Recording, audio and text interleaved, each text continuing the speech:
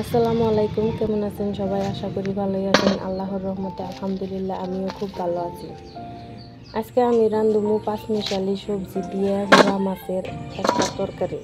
তো আমি কি কি সবজি নেই আপনারা দেখতে পাচ্ছেন। প্রথমে বাগুন গাছ থেকে কয়টা বাগুন উড়াইলাম, আরও নেই একটা ডাডা ছিল তো হেউডাও নিলাম।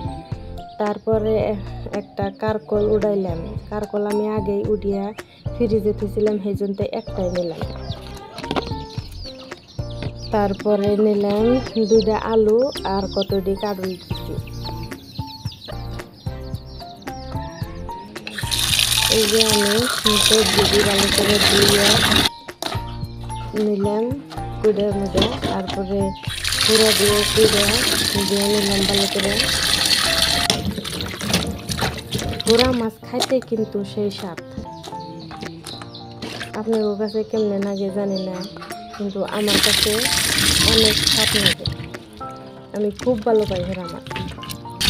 তো আমার সবজি টবজি কুইডা ধুয়ে টুয়া রেডি করে এগুলো পুরা ডিম দিয়ে ভালো করে দিয়ে নিলাম। তো আজকে মরিচ ফুরে গেছে পরে কাঁচি থেকে একটা কাঁচা মরিচ উড়ে নিলাম।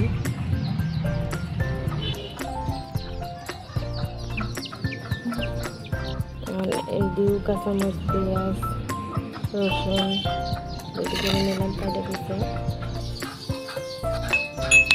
রসুন দিয়ে শেষমিতে চেঁচা দিলাম, আর দুই কড়াই বহিয়ে একটার মধ্যে তরকারি করে দিলাম আর একটার মধ্যে পুরা কষানো বহাই দিলাম।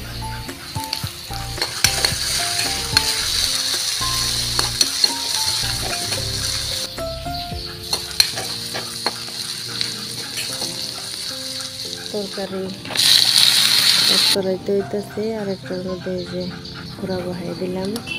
দরটার মধ্যে অল্প অল্প করে ময় মশলা দিলাম।